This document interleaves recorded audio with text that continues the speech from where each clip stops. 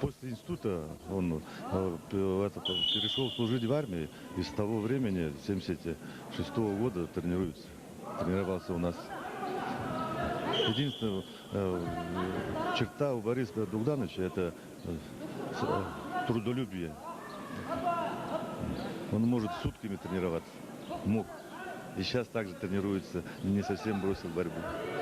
Поэтому мне очень повезло то, что ко мне попал такой ученик, Иратов. Проводится 5-й разовый турнир. Легко было работать? Очень легко.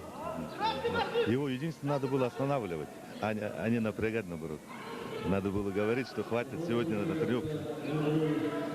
В жизни он такой спокойный, мягкий.